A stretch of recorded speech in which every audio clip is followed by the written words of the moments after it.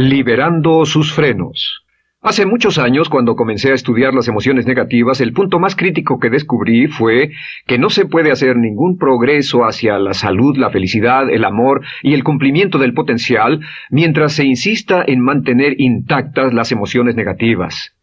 Y lo único bueno de las emociones negativas, si es que tienen algo de bueno, es que las emociones negativas no son permanentes. Lo dice hasta Sigmund Freud, no hay un lugar permanente para las emociones negativas en el subconsciente. En otras palabras, son visitantes indeseados. Son hábitos negativos o patrones de respuesta negativos que pueden eliminarse, y el punto inicial para eliminarlos es entender de dónde vinieron y entender cuáles fueron los factores causales, volviendo a la niñez temprana, que desencadenó el desarrollo de las emociones negativas y nos han dado como adultos una predisposición a ser negativos de una u otra forma.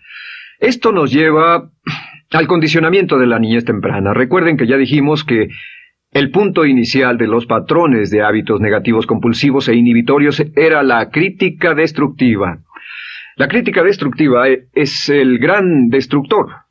La crítica destructiva destruye a las personas en su interior y las deja caminando en círculos por fuera. Muchas personalidades han sido minadas y destruidas, mucha autoestima ha sido puesta de lado como resultado de la crítica destructiva más que cualquier otra cosa que podamos imaginar.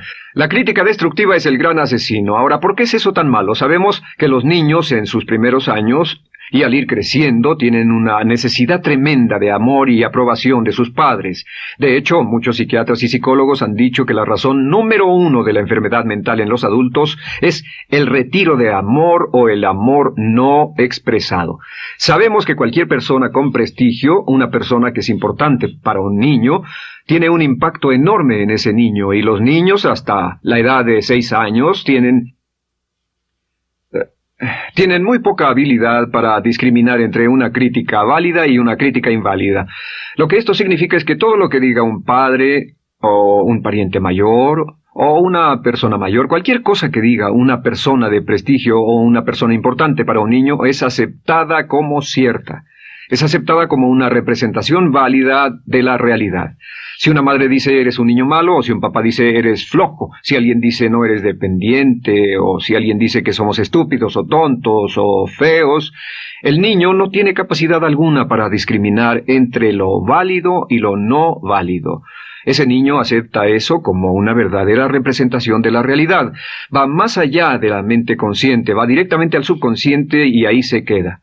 Muchos de nosotros como adultos aún estamos viviendo en base a la información negativa que recibimos cuando éramos niños. Y después como adultos, ¿qué decimos? Pues decimos así es como soy, o siempre he sido así, o algunas personas dirán, pues es de familia, tu padre era así, los hijos son así, tu madre era así, etc. ¿De dónde viene? Nada de estas cosas es de familia. Por ejemplo, cuando estaba creciendo, mis padres habían sufrido la depresión y la depresión les produjo un impacto enorme, y cuando hablábamos de comprar algo, lo recuerdo muy bien, mis padres se ponían muy tensos y decían, no podemos pagarlo, no podemos pagarlo, no podemos pagarlo, no podemos pagarlo. Tenían una mentalidad de carencia, esta mentalidad de no podemos pagarlo toda su vida. Y luego yo crecí, y aunque nunca he experimentado la depresión, y la mayoría de ustedes, 10, 20, 30, 40 años después, aún estamos diciendo, no puedo pagarlo, no puedo pagarlo, no puedo pagarlo. Aún tomamos como base esas frases críticas, esas frases emocionales que usaban nuestros padres. Tal vez sus padres les decían como mi padre me decía a mí una y otra vez, nunca acabas lo que empiezas, nunca acabas lo que empiezas. Nunca acabas lo que empiezas. Eres un flojo, nunca acabas lo que empiezas. Y cuando fui adulto tuve muchos problemas para acabar lo que empezaba. Al acercarme al final de la tarea, comenzaba a sentirme ansioso y buscaba cualquier excusa por posponerla o retrasarla. El segundo factor que nos predispone a emociones negativas es la falta de amor. Sabemos que las personalidades de los niños se desarrollan al grado en que reciben una alta calidad y una alta cantidad de amor de sus padres. Existe una relación de 1 a 1 entre la cantidad de amor, la calidad de amor y una personalidad sana. Ese amor negado o la privación de amor es la causa clave de la infelicidad, la negatividad y la enfermedad mental en los adultos. Para que un niño se sienta realmente amado, el niño debe tener padres con buenos conceptos, y la mayoría de nosotros tuvimos padres que fueron víctimas de sus padres, que a su vez fueron víctimas de sus padres. Un escritor famoso dice que todo el mundo es víctima de una víctima. Todos son víctimas de víctimas. Nuestros padres quisieron criarnos de la mejor forma posible, pero ellos mismos fueron víctimas de víctimas. Y para que un niño se sienta realmente amado, deben existir 3 condiciones. La condición número 1 es: los padres deben amarse a sí mismos. Los padres deben amarse a sí mismos. Recuerden, nunca le podrán dar más amor a otros que el que sienten por sí mismos. Si no se aman a sí mismos, no pueden amar a sus hijos. Si tienen un poco de amor por sí mismos, deben difundirlo en sus hijos. Si tienen poco amor por sí mismos y es absorbido por sus esposos, entonces, a veces, aunque deseen amar a sus hijos, no tienen amor que darles. Sus padres querían amarlos y en muchos casos no tenían amor para darles, y eso es porque nunca lo recibieron cuando crecieron. El segundo requisito es: los padres deben amarse mutuamente. Para que un niño crezca sintiendo confianza en sí mismo, crezca sintiéndose amado, a salvo y seguro, debe crecer en un ambiente donde los padres se amen.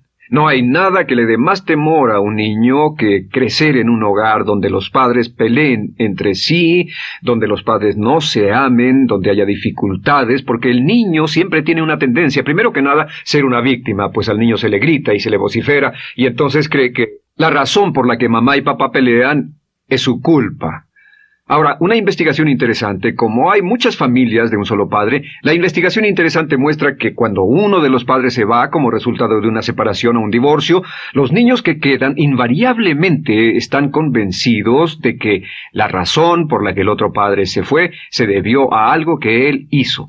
Y es importante que si un matrimonio o una relación va a terminar y uno se va a ir, que el padre que se quede les diga a los niños una y otra vez que la razón por la que la relación no funcionó no tuvo nada que ver con ellos. Solo tuvo que ver conmigo y con papá, conmigo y con mamá. No tiene nada que ver con el niño. El niño necesita oírlo muchas veces antes de que se sienta confiado y seguro. Y por supuesto, siempre es mejor que un niño sea criado por un padre que lo ama que por 2 padres que no se aman. Una tercera condición que debe cumplirse si no quiere que exista la falta de amor es que los padres deben amar al niño. Los padres deben amar al niño. Bueno, esto parece muy obvio y muy lógico. La verdad es que, y esto es lo más difícil para usted y para mí como adultos, que ni siquiera lo pensamos, que es posible que nuestros padres no nos quisieron. No porque no lo intentaran, querían amarnos y tenían la intención de hacerlo, desde luego, etcétera, etcétera, pero simplemente como tenían conflictos mutuos y problemas sin resolver con sus padres, y sufrieron la guerra y la depresión, tenían que hacer carrera y otras responsabilidades, nunca lo lograron totalmente. ¿Entienden? Esa fue la dificultad. Lo deseaban, pero nunca lo lograron. La única forma en que puede amarse a un niño es pasando una gran cantidad y calidad de tiempo con el niño. Tiempo en gran cantidad y calidad con el niño. 10 minutos al día no bastan. Los niños se consideran valiosos según el grado en que las personas más importantes en su vida pasen tiempo con ellos. Si las personas más importantes en su vida, sus padres, solo pasan poco tiempo con ellos, los niños concluyen que la razón para ello es que tienen muchos defectos, que hay algo esencialmente malo en ellos y que por eso sus padres no pasan más tiempo con ellos. Los niños no piensan con la razón, lo hacen en forma emocional. Solo piensan: mi padre está aquí, me ama, y si no pasa tiempo conmigo, él o ella no me aman. Y si cualquiera de esas 3 condiciones existió o más cuando estaba creciendo, los padres no se amaban a sí mismos, o no se amaban mutuamente, o tal vez no lo amaban porque nunca lo lograron, aunque querían, entonces usted debe haber crecido en conjunción con la crítica destructiva que se llama culpa. ¿Y qué es la culpa? Pues simplemente la culpa es un sentimiento de no valer mucho. ¿De dónde sacamos este sentimiento? Lo obtenemos cuando continuamente gente importante nos critica en nuestra vida y simultáneamente no nos dan el amor que necesitamos. Sentimos que no valemos mucho o que no valemos nada. Y un sentimiento de culpa nos lleva a un sentimiento de falta de mérito, falta de valor y culpa. Y esa culpa, ese sentimiento de falta de mérito, es el mayor problema del siglo XX, la principal fuente de enfermedad mental. Es la fuente principal de los problemas en las relaciones, la fuente principal de enfermedad psicosomática, la fuente principal de la mayoría de los problemas que afectan a nuestra sociedad. Es el profundo sentimiento de culpa y falta de mérito que se expresa o se esconde en los pensamientos o en la actitud: no valgo suficiente, no valgo suficiente. No valgo suficiente. Ya hablamos de la autoestima y de lo importante que es. La autoestima significa me quiero mucho, me quiero mucho, me quiero mucho, me quiero mucho. Las personas que han sido criadas con críticas destructivas durante su vida no solo no se agradan a sí mismas, no sienten que sean lo bastante buenas para nadie, y en muchos casos están llenos de odio por sí mismos. Se odian a sí mismos, se autocondenan o se detestan, y verán que esto sale en sus conversaciones y sale en sus relaciones con otras personas. Las personas que no se quieren a sí mismas, aunque quieran tener buenas relaciones, simplemente no son capaces de ello. Las personas que piensan que no son buenas para nada siempre lo hacen aflorar, siempre será un problema. Ahora, ¿cuál es la razón principal de la culpa? ¿De dónde viene la culpa? La culpa viene de 3 fuentes negativas: padres negativos, influencias negativas o religión negativa. Una de las 3. Cualquiera de estas 3 usa la culpa. De la culpa se valen y aprovechan, en especial los padres y las organizaciones religiosas, por 2 razones. Una es el castigo. La culpa se usa para castigarnos. Cuando estamos creciendo, el castigar es la forma más fácil de hacer que uno se sienta mal. Nuestros padres nos hacen sentir mal castigándonos físicamente o sermoneándonos o regañándonos. Y el castigo es una forma muy eficaz de irnos conformando o de conseguir que hagamos lo que los demás quieren. La segunda razón por la que se usa la culpa cuando se practica en forma consciente, y algunas organizaciones la practican así, es para tener más control emocional en especial, porque se puede controlar a una persona emocionalmente con culpa y manipular su comportamiento. Hay muchas organizaciones que usan la culpa como una herramienta de control y manipulación. Si puede controlar a las personas con suficiente fuerza y en forma emocional, puede conseguir su dinero, puede conseguir su tiempo, puede conseguir su compromiso, demandar sus recursos, etc. Muchas organizaciones usan la culpa para aplicar un castigo. Muchas organizaciones de caridad que se anuncian por televisión, en especial las de causas benéficas que involucran a niños o a personas incapacitadas, usan un sentimiento de culpa. A usted le va tan bien que debe sentirse culpable por estas personas que sufren. O envíenos algo de dinero y eso se encargará de su culpa por un momento hasta que lo incluyamos en nuestra lista de correo, etc. Y la culpa es un estándar. ¿Por qué se usa tan comúnmente? Pues primero que nada porque casi todos nosotros la tenemos en mayor o menor grado, y número 2, es fácil. La culpa es fácil. ¿Por qué nuestros padres la usan con nosotros? ¿Por qué nuestras madres la usan con nosotros? Nuestras madres pueden controlarnos con la culpa en un cuarto repleto. Nuestra madre puede controlarnos a miles de kilómetros por teléfono. Los padres usan la culpa en sus hijos porque sus padres usaban la culpa en ellos y así sucesivamente. Es lo más fácil, no existe un esfuerzo físico. Puede hacerse con una mirada o de reojo o una palabra. Ya sabe que las personas siempre buscan lo más fácil. Esté alerta. Ustedes han sido criados en un ambiente donde se les ha hecho sentir culpa y casi todos lo vivimos. Debemos entender que la culpa es como una letrina o bacterias emocionales negativas que se colocan en la raíz de su psique o su subconsciente y activan todas las demás emociones negativas: furia, odio, envidia, resentimiento, frustración y duda, temor, etc. Las crea y las activa a todas, y la forma para, en realidad, deshacerse del centro es exorcizarlo, extirparlo, y es lo que vamos a hacer el resto de esta sesión. Primero, ¿cómo podemos saber si nos criaron con sentimientos de culpa? Bien, a esto le llamamos la manifestación adulta de la culpa. Manifestación adulta de la culpa. Puede saber, probándose a sí mismo, cuánto de esto tiene. Número 1, la manifestación adulta de la culpa es que tiene sentimientos de inferioridad,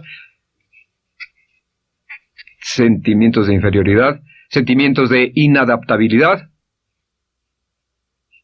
y de no merecer las cosas. No siente que merezca que le pasen cosas buenas. Si una persona ha sido criada con crítica destructiva y se le hace sentir culpa, entonces cuando logra éxito, aun con un tremendo esfuerzo, tiene una tendencia terrible de sentir que no se lo merece. A esto se le llama, por cierto, temor al éxito. El temor al éxito es solo otra forma de decir que la persona que ha estado condicionada a pensar de sí misma como poco valiosa o no lo bastante buena, se siente muy incómoda cuando experimenta el éxito. Se siente muy tensa y a disgusto. Realmente si sienten demasiada tensión, comienzan a aspirar cocaína, a beber demasiado alcohol, se enredarán en comportamientos autodestructivos, tendrán una sensación tremenda de ansiedad, como si alguien fuera a descubrir algo de ellos. Hay un libro en la librería que dice, si me está yendo tan bien, ¿por qué me siento como un impostor? Tienen el llamado síndrome del impostor. ¿Alguna vez ha tenido éxito en algo y la gente ha ido a usted a decirle, vaya, hiciste un excelente trabajo, o eso es maravilloso, aunque haya sido muy duro para usted, y sintió que los demás iban a descubrir, siente como que, es decir, que iban a descubrir que realmente no es bueno, que solo fue un fraude, solo un accidente, y por supuesto es lo que dice, fue coincidencia, fue un accidente, la verdad, no sé ni cómo lo hice. Hacen todo lo posible por huir de ese sentimiento de inferioridad y de no merecer las cosas. Estén muy alertas. La segunda manifestación adulta de la culpa es la autocrítica destructiva.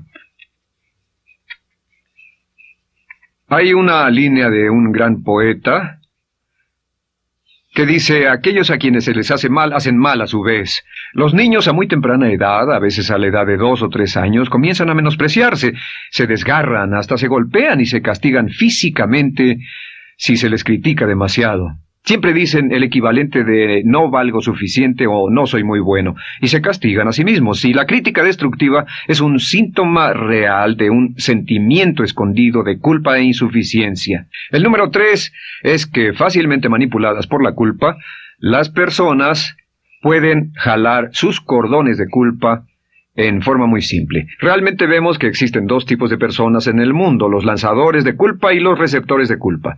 Invariablemente, estas personas se atraen mutuamente. Y por supuesto el lanzador de culpa es la persona que se identifica con el padre que lanzó la culpa y el receptor es la persona que se identifica con el que atrapó la culpa. Pero los lanzadores y los receptores de culpa se unen, se equilibran perfectamente, se establecen y forman una nueva generación de lanzadores y receptores de culpa. Podemos decir que usted es fácilmente manipulado por la culpa, porque ha estado muy bien condicionado. Su jefe puede tirar de su cordón de culpa, una persona en un autobús puede tirar de su cordón de culpa, una sobrecargo puede tirar de su cordón de culpa. Esté muy alerta a esto. La cuarta manifestación de culpa es que usted la usa. Usa la culpa y culpa a otro generosamente. ¿Por qué? Pues si ha funcionado en usted, la hará funcionar en ellos. Le parecerá que es un intercambio, un trato muy justo. Usa la culpa y la culpabilidad y se convierte en la base de sus relaciones con los demás. Cuando algo sale mal, les echa la culpa a ellos. Algo sale mal, culpa a alguien más. En cuanto hay un problema, busca a quién culpar. Un experimento muy interesante con la cámara escondida hace algunos años, fue que hicieron una plancha de hielo y la pusieron en la acera sin que nadie los viera. No hacía mucho frío, pero lo hicieron y observaron cómo reaccionaban las personas cuando pasaban por ahí, cuando caminaban por ahí, llegaban a esa plancha de hielo, se desequilibraban y se resbalaban, y lo primero que hacían era observar a la persona más cercana a ellos, enojados, verdaderamente furiosos, en otras palabras, buscaban a quién culpar. Y si no había nadie cerca de donde habían caído, se levantaban otra vez, miraban a su alrededor, no había nadie y entonces pateaban el piso, pateaban con fuerza y se iban. Nuestra tendencia natural cuando algo sale mal es buscar a alguien o algo a quien culpar, en especial si nos criaron con una culpa continua. Y la quinta manifestación es lo que llamamos lenguaje víctima. Ahora recuerden que hablamos sobre la ley de concentración. Dice, lo que siembras cosecharás. También dice, si usas lenguaje de víctima, mantienes viva la culpa, la refuerzas, la edificas, la cultivas, la utilizas. El lenguaje víctima es lenguaje como no puedo, no puedo, no puedo. Cuando dice no puedo, no puedo, no puedo, envía un mensaje a su mente subconsciente y la mente subconsciente comprende que está inhabilitado, que no tiene control, que es una víctima. Y cuando desea poder hacer algo, su mente subconsciente retroalimenta su mensaje y dice no puedes, no puedes. Y lo segundo que dice es tengo que, y otra vez no tengo control, no estoy a cargo. Pero existe otra expresión del lenguaje víctima que debemos evitar, y es esta, trataré. Trataré, sea lo que sea, trataré. ¿Qué significan las palabras trataré? Pues déjenme decirles qué significan. Significan voy a fracasar y lo digo anticipadamente para que no me vengan con represalias. En otras palabras, dice trataré de llegar a tiempo, pero lo que está diciendo es tal vez llegue tarde y no pueden reclamarme porque dije que trataría. Cuando una persona dice trataré, está disculpando su fracaso por anticipado. Si fuera al doctor y el doctor lo examinara, lo auscultara y le dijera, pues está en pésimas condiciones, tendremos que intervenir, debemos llevarlo al hospital ahora mismo, me sorprende que haya llegado aquí, usted dirá, bueno doctor, espero que haga un buen trabajo. Y él dice, trataré. Si él dice eso, usted seguramente buscará otro médico, o si va a un abogado. Lo culpan de algo y va a un abogado y le presenta su caso y dice, oiga, va a defenderme, y él dice, trataré. ¿Qué está diciendo? Está diciendo, escuche, he estudiado el caso y por lo que veo no hay mucha esperanza, pero lo tomaré de todos modos. Trataré son los que tratan de conseguir que les pague por anticipado. Otro juego de palabras que no debe usar. Por cierto, con respecto a trataré, lo que debe decir es lo haré o no lo haré. No trataré.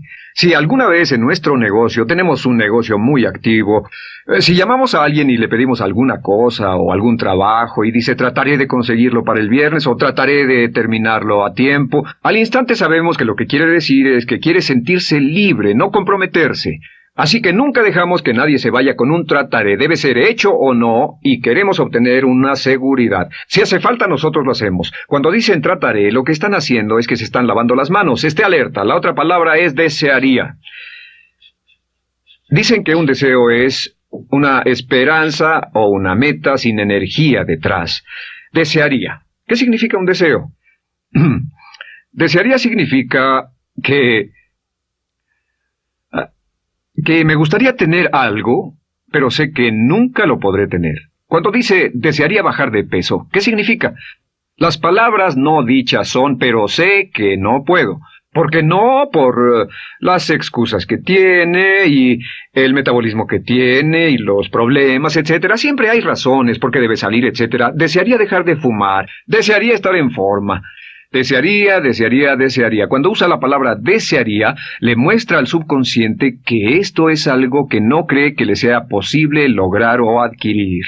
Entonces el subconsciente descarta completamente esto como meta y no le da energía, ni motivación, ni impulso, ni deseo de lograrlo. Así que esté muy alerta al lenguaje víctima. Esté alerta a la expresión sí, pero. O lo haría, sí, pero. Alguien le dice, haga esto, y usted dice, sí, pero. La palabra pero, por cierto, es el gran borrador. Si una persona le dice, podría incrementar sus ingresos o incrementar su rendimiento, ser una persona mejor o más feliz o bajar de peso o lo que sea, no importa, y usted dice, sí, pero, lo que está diciendo es que está borrando toda la aseveración que ha dicho antes. Manda un mensaje a su subconsciente que dice, no hay posibilidad. Y no hace esfuerzo, no otorga energía, no ejerce capacidad alguna hacia el logro de esa meta. Y las personas que han sido criadas con culpa tienen 5 cualidades o 5 manifestaciones de adultos. Una es que se sienten inferiores, se sienten inadecuadas, sienten que no merecen que les pasen cosas buenas. Estén muy alertas a eso. El número 2, se autocompadecen continuamente, usan la autocrítica destructiva. El número 3, usan la culpa y la culpabilidad en ellos y en otros. El número 4, son manipuladas por la culpa, y número 5, usan lenguaje víctima. Así que, ¿cómo nos deshacemos de la culpa? ¿No es sorprendente cómo se aclara esto? Este pizarrón, todo se borra. Tengo una varita mágica cuando me voy a sentar al escritorio. Entonces, ¿cómo nos deshacemos de la culpa? Para deshacerse de la culpa...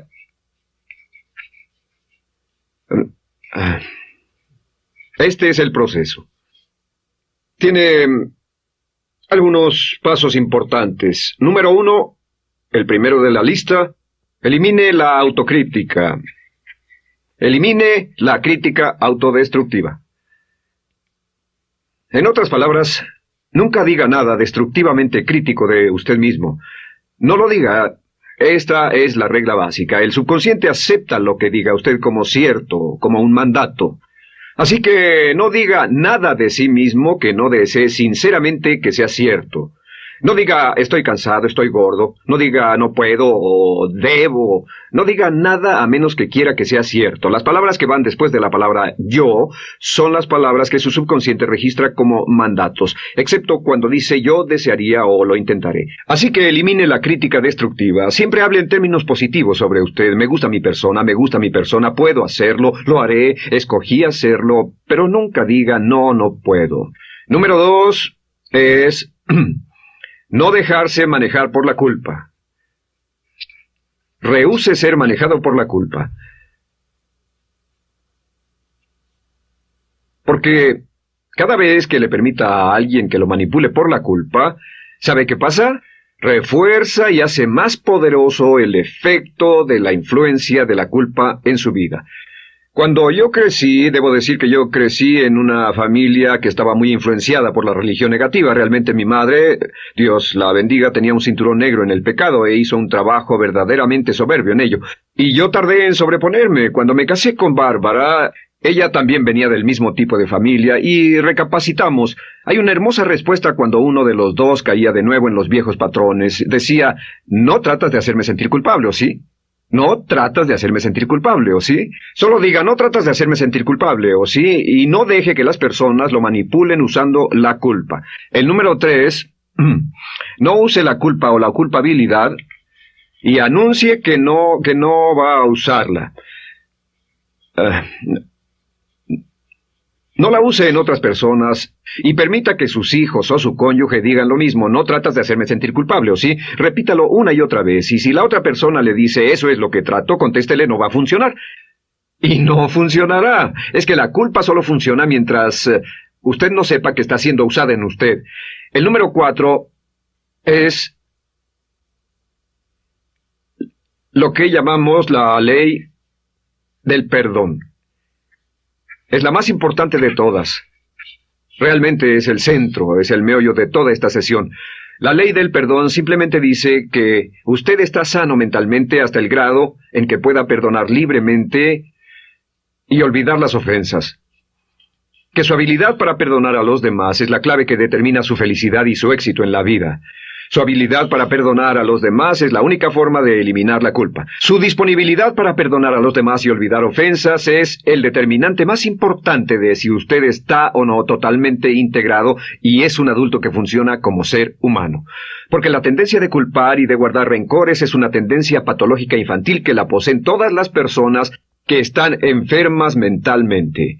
La habilidad para olvidar, para perdonar libremente, es la marca del ser humano realmente iluminado. Ahora, acepte eso como real. Hay 4 personas a las que debe perdonar.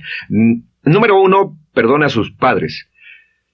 Perdone a sus padres por todo lo que le hayan hecho para herirlo. La mayoría de nuestras investigaciones muestran que casi todos nuestros problemas como adultos se remontan a no estar dispuestos o no poder perdonar a nuestros padres por algo que hicieron que nos hirió. Perdónelos un 100%, escríbales, llámeles por teléfono, dígales, o cuando menos perdónelos en su corazón, pero perdone a sus padres. Número 2, perdone a los otros. Perdone a todos los demás. Perdone a todos los que lo hayan herido de algún modo, por cualquier cosa, y déjelo así. Ahora, hay muchos que dicen no puedo perdonar a esa persona por lo terrible que me hizo, pero recuerde esto, el perdón es perfectamente egoísta. El perdón no tiene nada que ver con la otra persona, solo tiene que ver con su paz mental y con su propia integridad mental. Número 3, perdónese a sí mismo. Perdónese por todas las cosas débiles, tontas, insensatas y estúpidas que haya hecho, porque todas las personas han hecho cosas tontas, insensatas, estúpidas y ridículas, pero perdónese en un 100%. Y finalmente, la última parte de esto, si ha hecho algo que hirió a alguna persona, vaya a disculparse. Es sorprendente el hecho de vidas que se arruinan año tras año por personas que no tienen la fortaleza intestinal, las agallas y el valor para decir lo lamento.